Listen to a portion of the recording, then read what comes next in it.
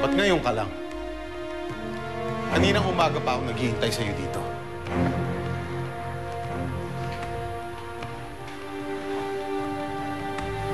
Ano nangyari sa'yo? Ba't ganyan itsura mo?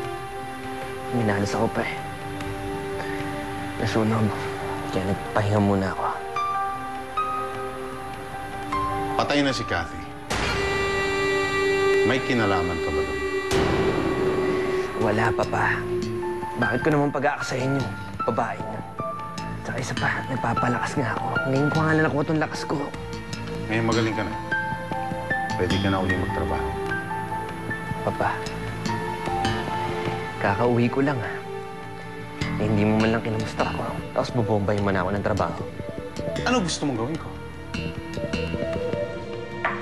Magdrama?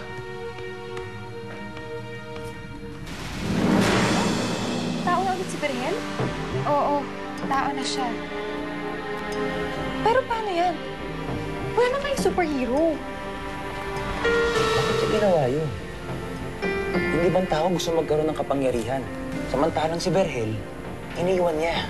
Harn, ayaw rin namang i-give up ni Berhel ang pagiging kamandag niya. Pero kailangan niya gawin yun para sa kapatid niya.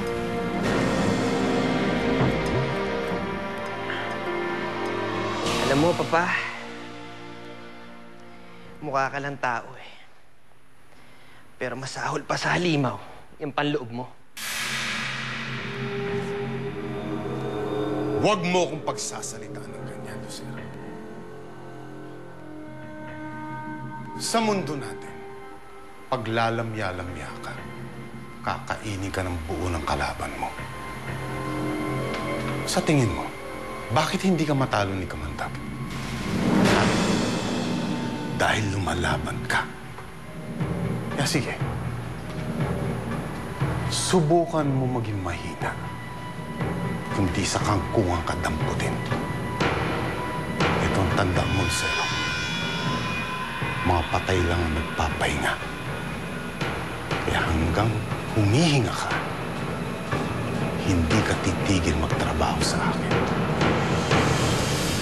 Alam mo, swerte-swerte mo sa kanya. Alam ko. Kaya nga mahal na mahal ko siya eh. Pero kailangan pa rin namin mag-usap.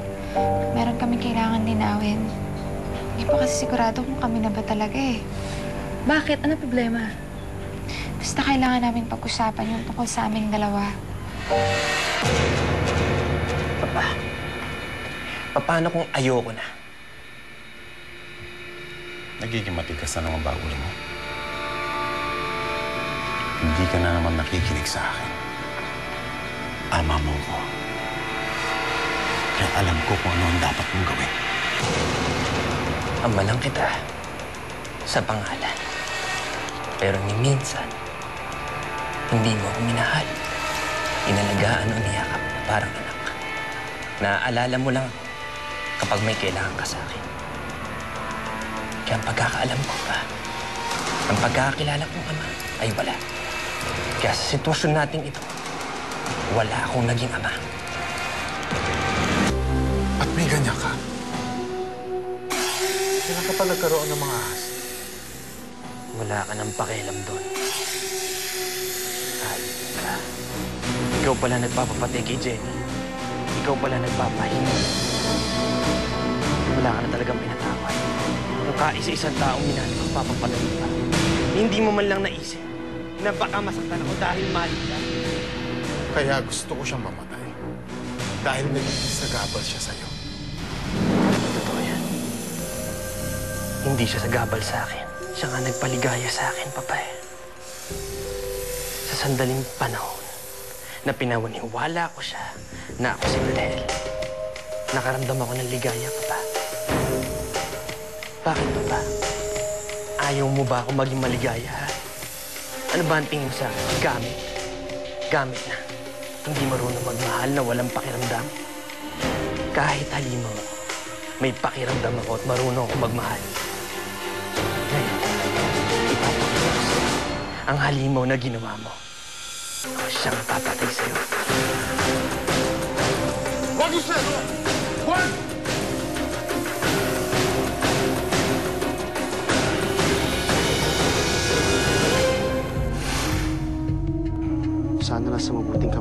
sa buhay.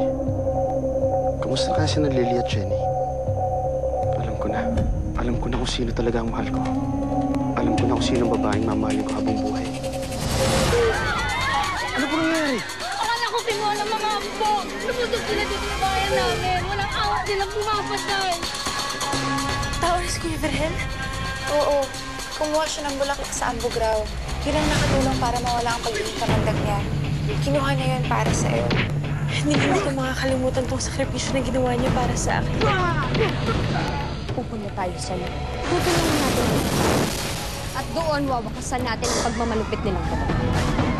Sasama ka ba, Haring Billy? Hanggang kamatayan, Green Aragona!